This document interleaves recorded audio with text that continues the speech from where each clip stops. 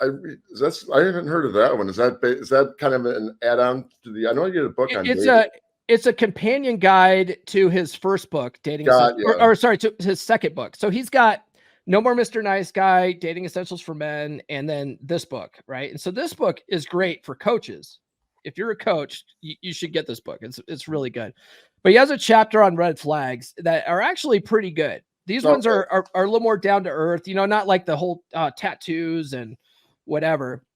So he's got a whole chapter here, and I actually did a stream based on these red flags. I went through them, but we could go through some of these and we'll just talk about them. How's that sound? Awesome. So the first one on his list here is she drinks too much or uses drugs. Like, is that like, to me, I'm a social drinker. So like, if she she wants to have a couple drinks every now and then, not a problem for me. That's fine for me. I think like drugs, well, I'm fine with an occasional marijuana, but anything kind of outside of that could be a red flag, like, like I remember I just recently had matched with someone and she was mentioned one time she got back to me super late because she's like, I was on shrooms and she's like 41 years old. So yeah, that's kind of like, no, I wouldn't be doing shrooms at this age. I've never really been into drugs. So, so that sort of thing. Yeah. Like if a woman like occasionally like to smoke a joint or, eat edibles or whatever, that's fine. I'd be like, whatever. But if a girl was into shrooms or heroin or meth or something, I'd be like, no, this isn't happening. Like that's, I'm not inviting that into my life. But that's right. I mean, that's a personal choice. I'm just not into that same stuff. Here. So, and for someone else, that might be different. That might be a red flag if a girl didn't do drugs. Right. Early on in my podcast, I think it was the second episode I did. It was called A Tale of Two Train Wrecks, and the one train wreck chick was I call her like blackout drunk chick or something. She literally on the first date we went and we met up for drinks at this dive bar called the Pondy, and she got sloppy drunk, like stumbling around, barely could walk around, and I was like, that's a problem, right?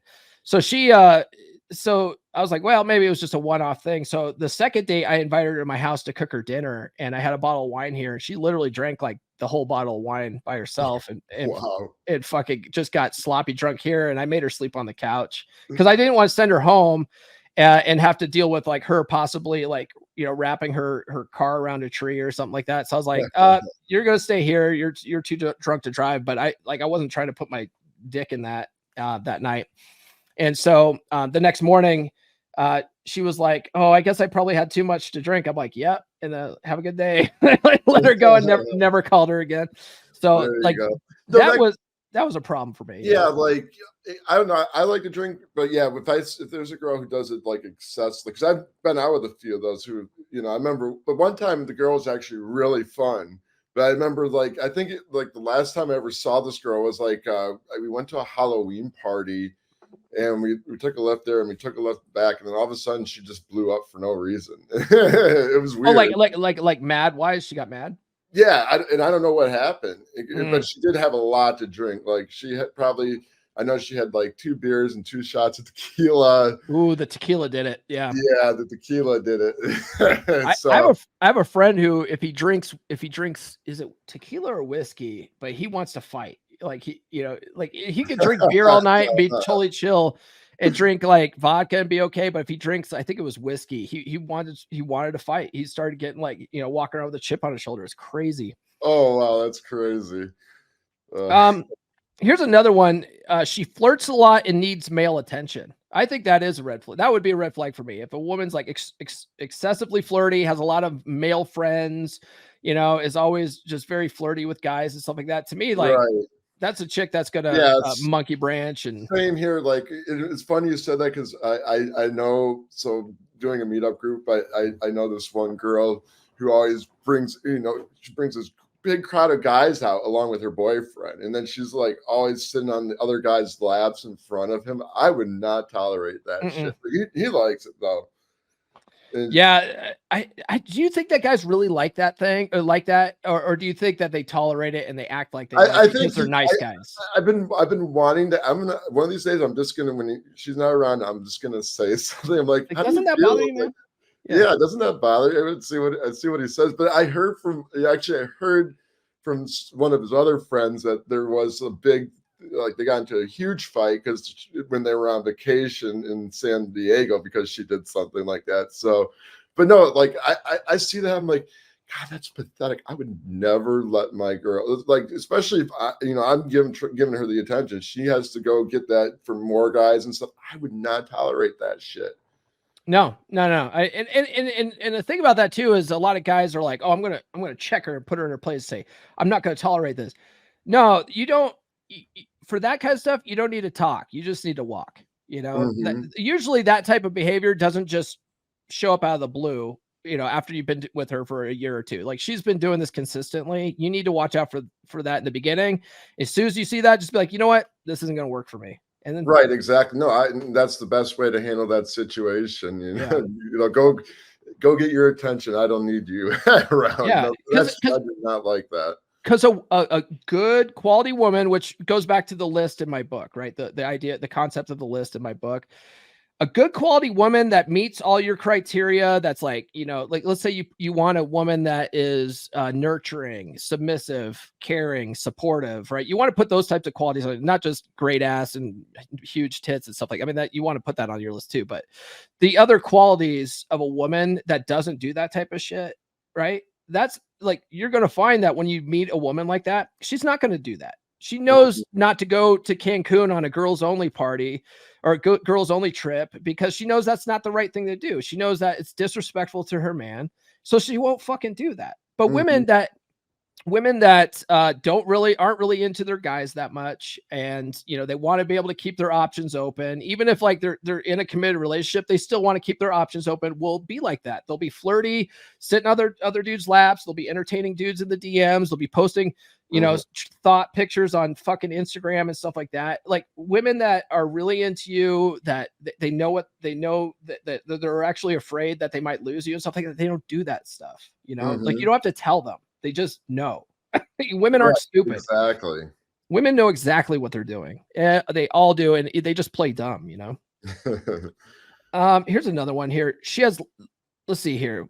This is very similar. Okay. She has lots of male friends hanging around, especially exes and other men who obviously want to fuck her. Same thing. I think that's the same thing. Huge red flag. I found that hasn't worked, and that became one of my red flags as well.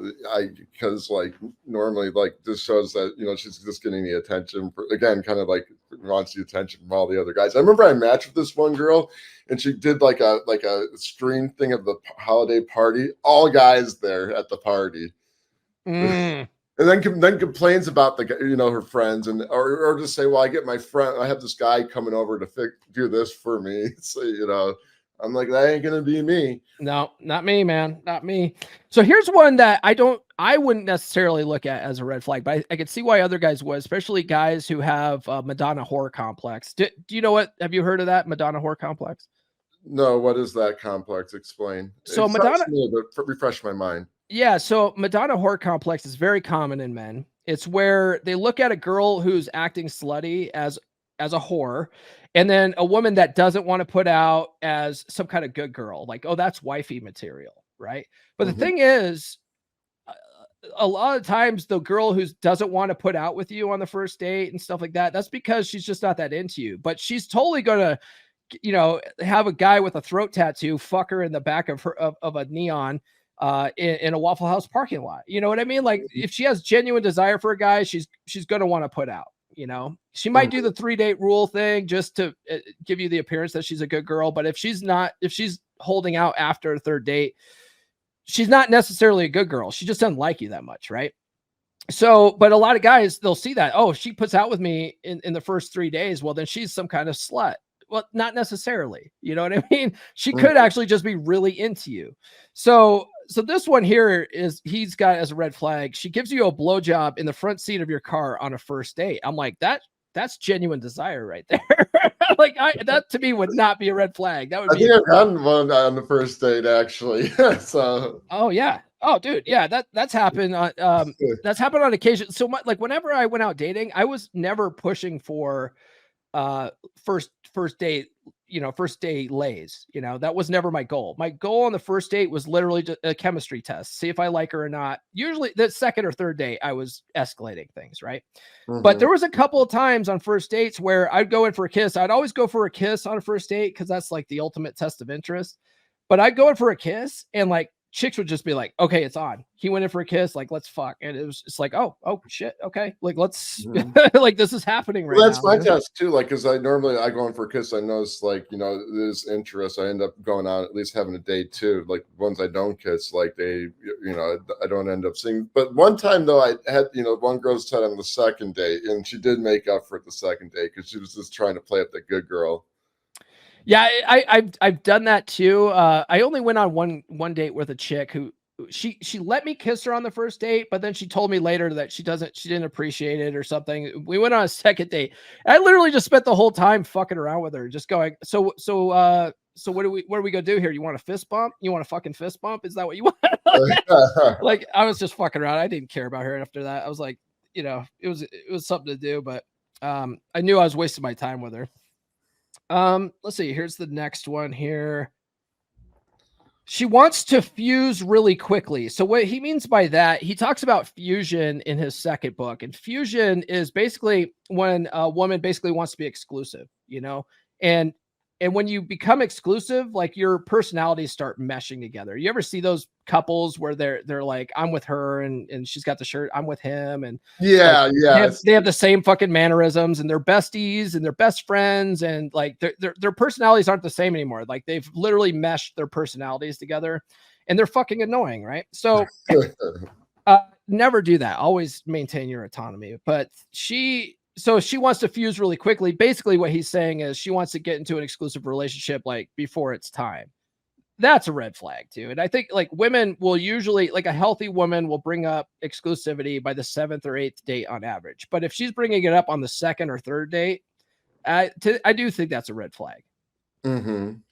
What do you think about this? Is that a red flag for you? Well, just getting into a relationship right away. Bringing up exclusivity too early. Oh gosh, I think it'd be a red flag, like especially on the first date. I mean, I have had people ask me, what exactly are you looking for on the first date after we had slept together?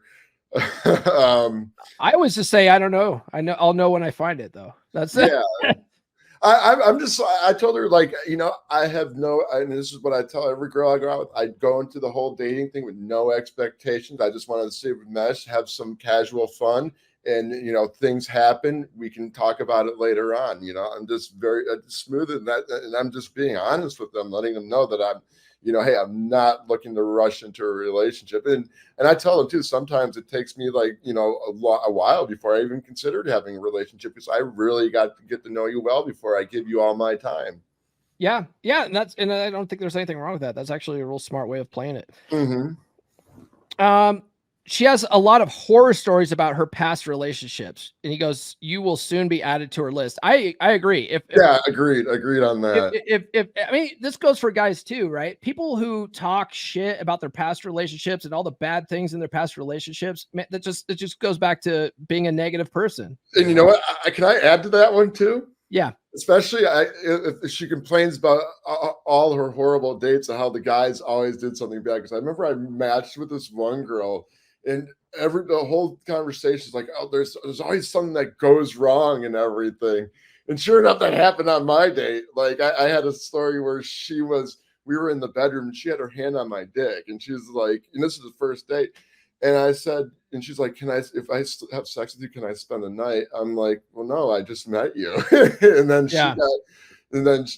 that's how she ended, it ended. But I said, I'm not going to but it's fine. I thought about it afterwards. I'm like, yeah, that girl just kind of like, it's all sabotaged herself, because like I thought about all the stories she was telling me about like the dates and stuff. So like normally girls don't talk about that, like, but that was the main thing about she's talking about the online dating, all this, it was going well, and then this one thing he did wrong, and so that's something you're always going to find fault with someone.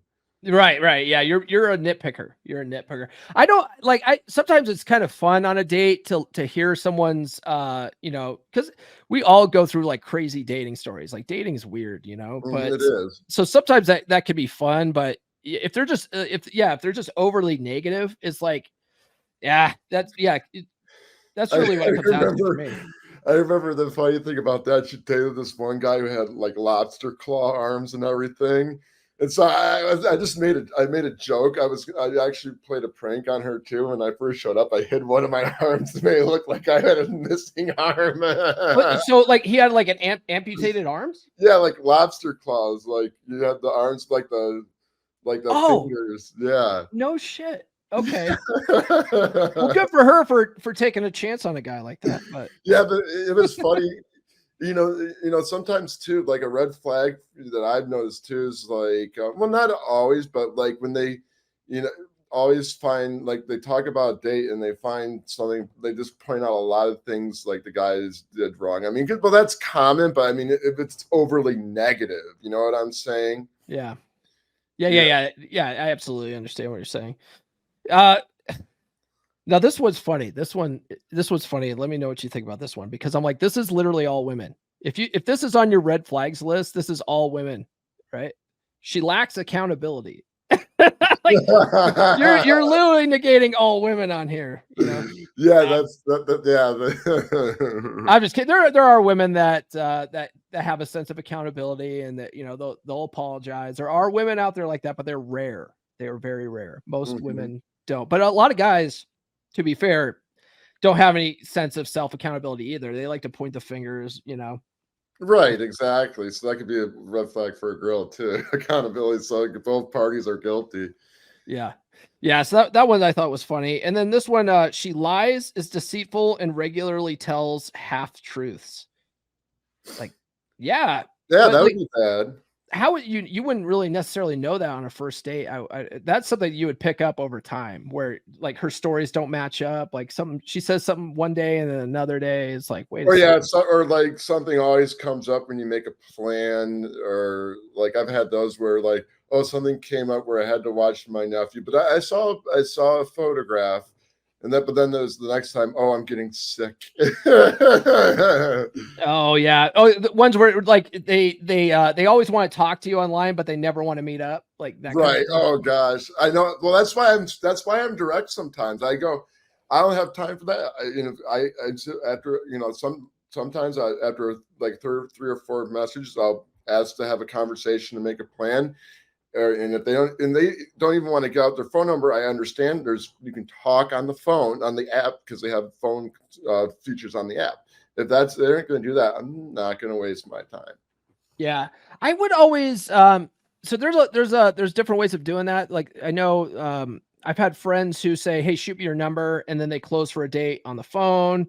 What I used to do, I used to close for a date on the app and then say, "Shoot me your number" as like a test of interest, and then I would move things off. But I hate talking on the phone for one, but I'm like one of those people that like I never did the video dates before a real date, and I didn't do a lot of talking on the phone. I would do like video and voice messages a lot, but I did end up going on a lot of catfish dates that way, which if you do a video date ahead of time, that eliminates the catfish. But I didn't mind the catfish dates because I just looked at catfish dates like an opportunity to practice.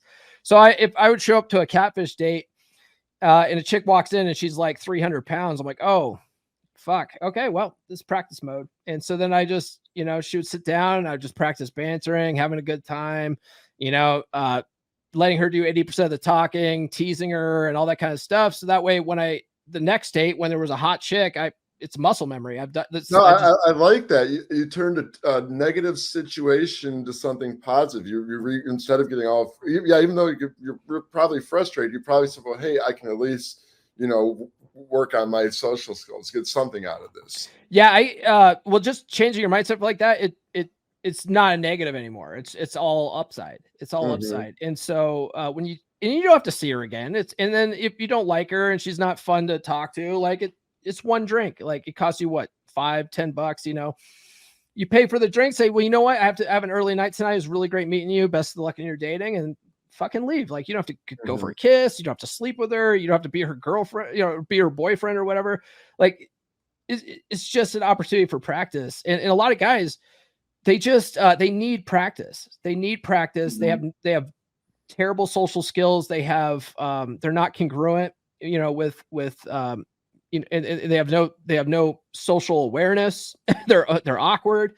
It's like, well, you need to practice, because you're never going to hit a home run in the major leagues without taking a few swings in the minors. So just go take those swings in the minors. It's just a couple drinks. It's fun. It's a better use of your time, because you drive all the way out to a venue and then you get pissed off at chick and tell her off and hold her accountable. And then you turn home and go back and jerk off. Like, you just wasted, like, I don't know, an hour of your time, 2 hours of your time just to tell a chick off and then go home and jerk off anyway. Well, why not use that as an opportunity for practice? Now you have some practice under your belt. It's not time wasted then. So that's the way I always looked at it. So I didn't really do a lot of the video or call thing, but a lot of guys do that stuff and it works for them.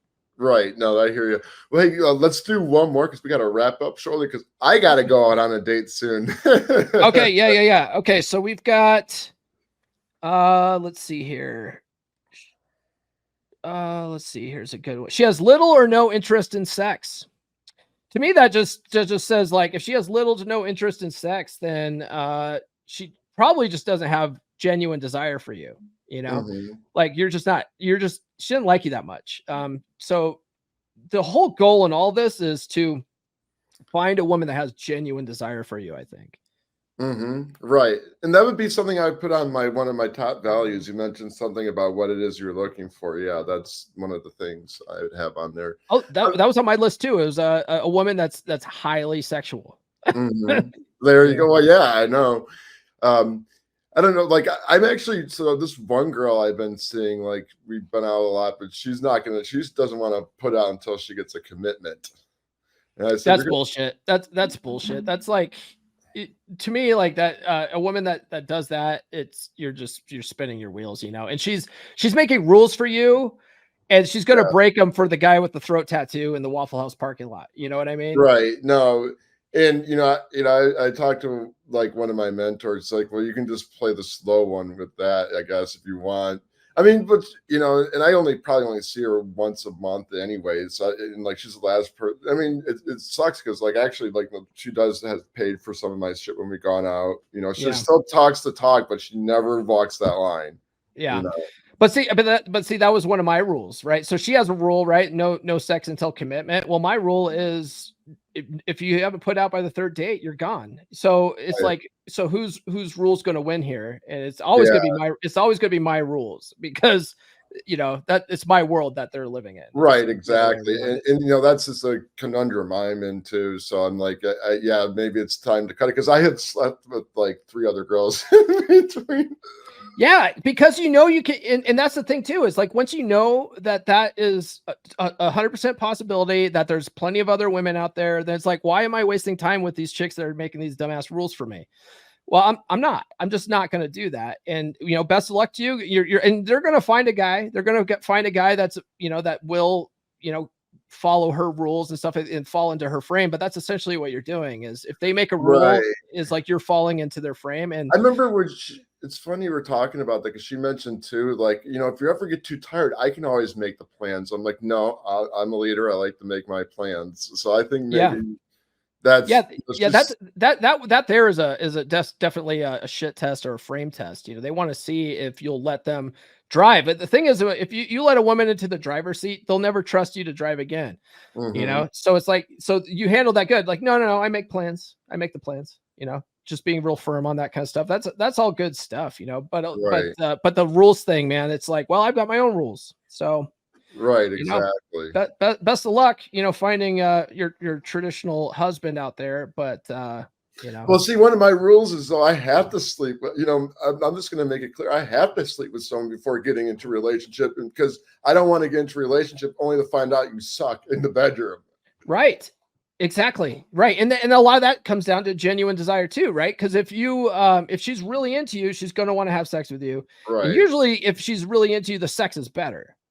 You know, if she's not that into you, the sex is going to be very vanilla and fucking, paint by numbers. It's going to suck, So yeah, and normally, like, I'm only kind of bringing this rule because I just kind of would want to, because I'm also kind of looking to kind of cut back on the whole like messing around thing, So I'm just kind of breaking that rule just to kind of see, just for the heck of it, just for the experience. But sometimes I'm in conflict with myself because I'm breaking my rule. If you know what I'm talking about. See, that right there is your subconscious saying, bro, bro, this is not the right thing for you. Right. That's a lot of times the guys need to trust their gut on that type of stuff.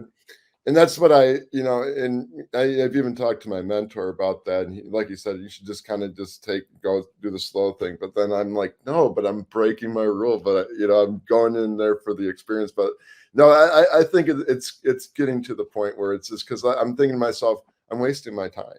There's we talked about Rich Cooper at the beginning. One thing that he says frequently, he in the when I interviewed him on my show, he said the same thing. He goes, guys like to complicate their lives and justify why.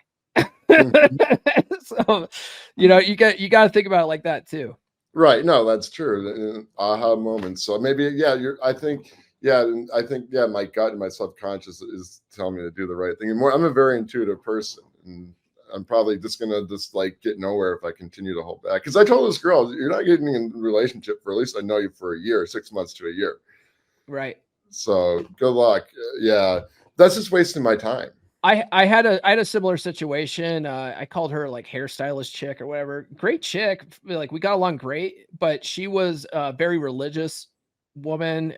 And she had, been divorced, and she's like, well, I'm not going to have sex until marriage because I'm very religious or whatever. And I'm just like, it's not like you're a virgin though, like you're. Yeah, it's not like you're a virgin. Like, what the fuck? Like, what are you holding back for? It's not like you haven't had sex before. Like, because if someone was a true virgin, like I could almost respect that. Like, okay, yeah, no, you're gonna save yourself for the right person, sure. But you have fuck trophies already. Like you're past the point of no return. You're not wearing a white dress anymore. Let's see how this goes, and like let's just make it a little more natural. But yeah, I think we went on 2 or 3 dates and it just wasn't happening. So stop calling her. Like, that's how it was for me. I was like, right, that is what it is. Right. No, that's true. That's and that's good that you had that recollection. But no, and I think I got to go with my instinct, because the more I'm going into it, it's frustrating me, and I'm like, I'm saying to myself, why am I wasting my time? Yeah. Definitely sit with that, I would say.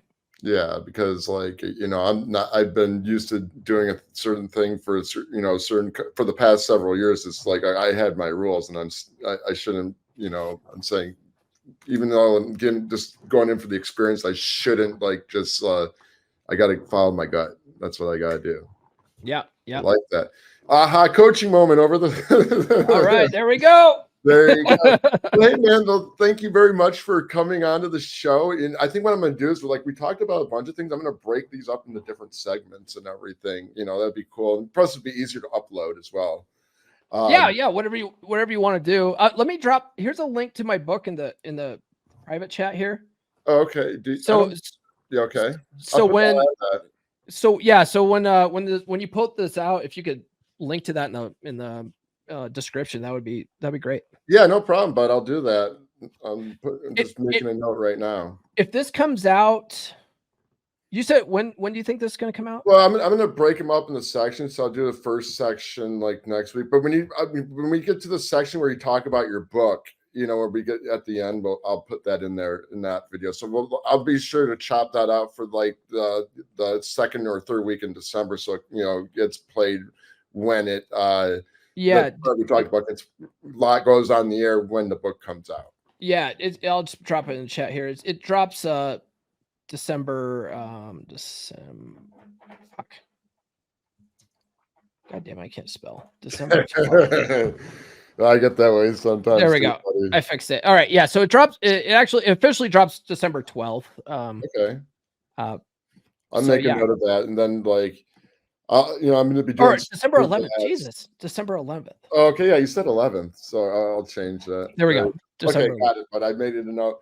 Well, hey, man. Well, thank you very much, and I will definitely let's plan to do a show in January and everything after the holidays. And like I said, always a pleasure to have you on the show. And before I go, well, I'm probably going to leave the last part out because we're not doing a live show, but just in case I had to tell everyone where they can find you and everything. Yeah, you can find me at the Come On Man podcast every Monday, Wednesday, and Friday on your favorite podcast platform of choice. If you go to comeonmanpod.com, you can find links to YouTube, Spotify, and Apple Podcasts. Okay, great. Well, thank you very much, buddy. And you enjoy the rest of your holiday, and good luck with the book and everything. And you know, maybe when come January, we can do a show on that and everything. Yeah, sounds good. Yeah. In the book is Everything I Wish I Knew When I Was 18 by Paul Bauer. You just look it up on Amazon, you'll be able to find it. Well, and the links in the description too. Cool. And then you can find my book, The 5 Pillars of Self-Confidence, at my website at commandyourconfidence.com. And the link will also be in the description along with Paul's book. Rock on.